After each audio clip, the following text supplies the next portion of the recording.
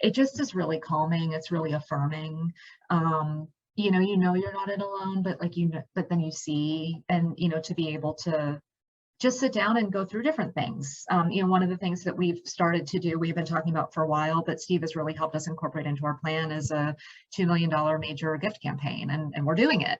And so just those check-ins help us have perspective. Like, we may not be where we want to be, but we've made significant progress. So those check-ins are really affirming. And have I said calming? Calm's not a word I use too often, but have been really helpful. So I think that just that confidence that it's helping us to build that space to really be intentional, that is a lovely surprise. So for us, it's not about just returning to, I think, what we did before. That's no longer the question. How do we get back to doing X program in person for this many families or kids? Now it's about how might we adapt or think about a new program that better serves what the community needs now, while still being very true to our mission, but not just trying to return to the status quo. And it's helped us to really navigate putting way too many strategic initiatives and actions into a defined plan, and starting to identify who might work on those things, who's going to be the champion, because it can't all be on a board, and it can't all be on a staff, and it can't all be on other volunteers. It has to be this really collaborative vision. I think hearing from another organizations, it was the feeling that we were not alone, that other organizations are going through the same thing, but because you don't talk about that, you really don't know. But this created the opportunity to talk about those issues, and we're like, oh, we're not alone in this thing.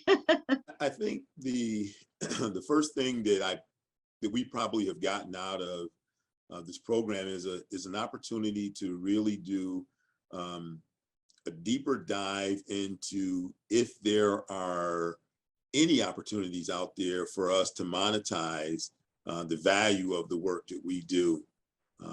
As a nonprofit, you spend a lot of time trying to get other people to give you money and donate money to you, and probably don't spend a lot of time looking at the actual value of the work that you do to the community, in the sense that you might be able to be compensated for it.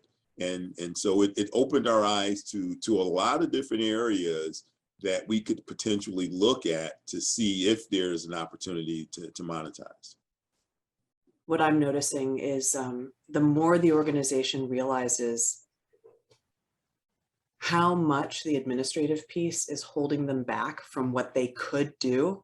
There are all these, ooh, what if conversations that, I mean, are generated in every nonprofit with a passion. Like there's, oh, we could, and then it's like, but who's going to?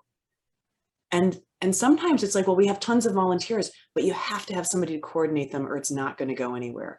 So there's that one little vital gravitational force position or person or whatever that needs to happen. And the bigger the organization, the more of those you need in different areas. But that's almost what's the spark in the engine that like lets everything else go.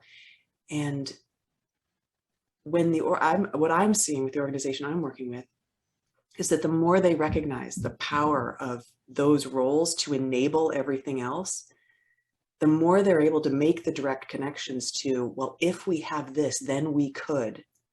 And then you start being able to paint the picture. So that's important to the communication piece. But then also it means that they start to relationship build with the people who love their mission. And they paint to them this picture of, as an organization, if we were healthy and whole and strong at our foundation, at our core, then we could, and it's that much more meaningful. One of the things that I think has been really great is that within every plan, there has been, within the capacity improvement plans that we've been developing, there has been a diversity component in that. How are we looking at diversity, equity, inclusion through the lens of our senior program, through the lens of our dialogue operation, working with our faith partners, which are very diverse group of people, and how do we continue to do this work and in terms of DEI with our refugee work. And also just how we recruit our board, how we recruit our staff. That's been very important to Gifford. It's very important to us. It's something that we really promote when we work with various organizations. And I really appreciate that.